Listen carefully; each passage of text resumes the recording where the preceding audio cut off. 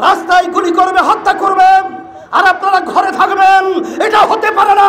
তাহলে এই নরপিশাচ, তুই আমার সন্তানদের বুকে কেন গুলি করলি? এটা হতে পারে না, হতে দেওয়া যায় না। এবং আমার নিরীহ আমার ছেলেদেরকে যেভাবে নির্বিচারে পাখির মতো গুলি করে যেভাবে হত্যা করা হয়েছে, এটা দেখে কোনো সাধারণ যার ভিতরে একটু মানবতা রয়েছে কখনোই সে ঘরে ঘুমাতে পারে না। তারই অংশ হিসেবে আজকে আমরা রাজপথে এসেছি। আজকে আমার ছেলেদেরকে, আমার মেয়েদেরকে আজকে ওরা নির্বিচারে পাখির মতো গুলি করে হত্যা করবে। খামেরা তো দাগ হয় কিভাবে? এই যে ভাবি, দাগও যাবে, রাগও যাবে। নিন চাকা সুপার হোয়াইট। আমি বিশেষ করে আমার ছেলেদের, আমার মেয়েদের, গার্জিয়ানদেরকে, অভিভাবকদেরকে বলবো, আপনার সন্তানদেরকে রাস্তায় গুলি করবে, হত্যা করবে, আর আপনারা ঘরে থাকবেন। এটা হতে পারে না। আপনারা আসেন, আমরা আপনাদের সাথে আছি। সাথে সাথে আজকে কোন দেশে আমরা বসবাস করছি? আজকে আশ্চর্য, একটা ছেলে আবু সাঈদের হাতে কোনো অস্ত্র নেই, ওর হাতে কোনো লাঠি নেই। ও একটা মেধাবী ছাত্র, ওর কোনো সন্ত্রাসীর কোনো তালিকা ওর নামে নেই। সেখানে ঠান্ডা মাথায় ওর বুকের ভিতরে একটা নয় কয়েকটা গুলি করে পাখির মতো লুকিয়ে ফেলে হয়েছে। আর সেটা আমরা বসে বসে দেখবো, আর সেটা আমরা সহ্য করব? এটা হতে পারে না, হতে দেওয়া যায় না। এর প্রতিবাদে রাস্তায় নামতে হবে। খুনিদের বিচার বাংলার জমিনে করতেই হবে। শুধু তাই নয়, আজকে আওয়ামী লীগ স্বঘোষিত প্রধানমন্ত্রী, কারণ বাংলাদেশের জনগণের ভোটে তো সে প্রধানমন্ত্রী হয় না।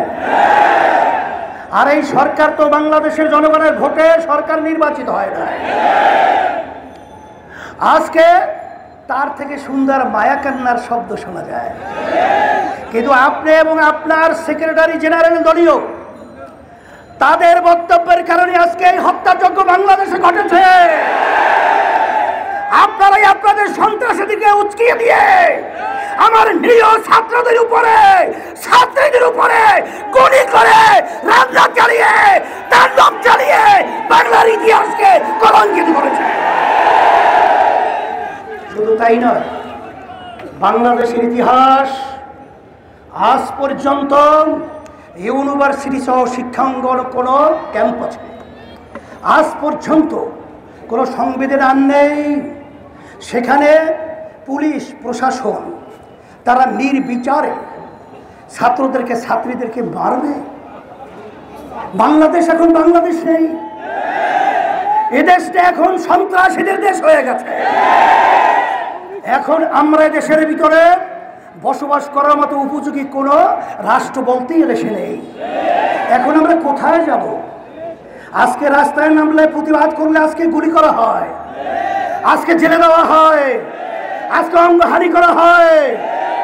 এখন আমাদের দেশ ছেড়ে আমরা ভারত যাব? আমরা কি ইউরোপ এবং বিভিন্ন অন্যান্য দেশে আমরা নাগরিক হব?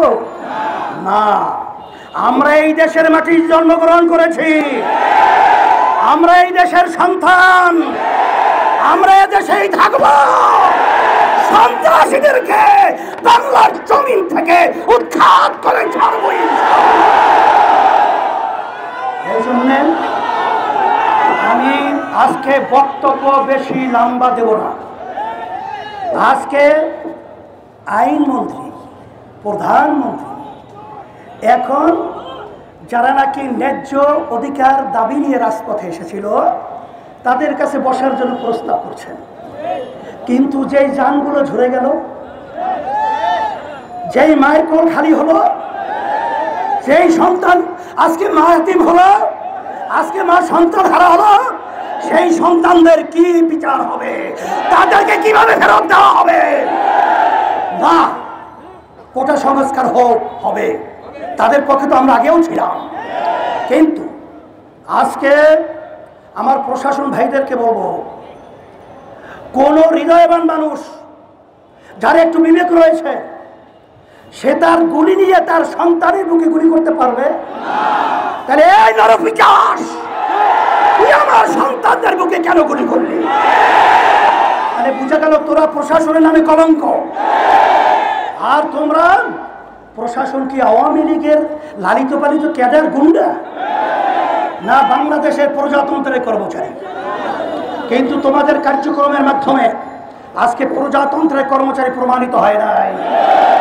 তাই আমরা সবাই হাকের সকলকে আহ্বান করব, আসেন আজকে বুদ্ধিজীবী, শিক্ষাজীবী, রাজনৈতিক যত পেশার নেশার যারা আমরা বাংলাদেশে বসবাস করি, আমরা এই অন্যায়ের বিরুদ্ধে, এই অন্যায়ের হত্যার প্রতিবাদে, এই জালিমদের বিরুদ্ধে একসঙ্গে যদি ঝাঁপিয়ে পড়ি, ওরা বাংলার জমিনে থাকা সুযোগ পাবে না ইনশাআল্লাহ।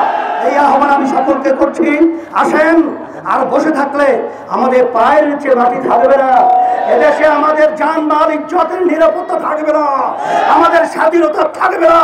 তাই আমাদের স্বাধীন দেশে আমাদের স্বাধীনতা নিশ্চয়তা করার জন্যই রাজপথে নামার জন্য সকলকে আহ্বান জানাচ্ছি।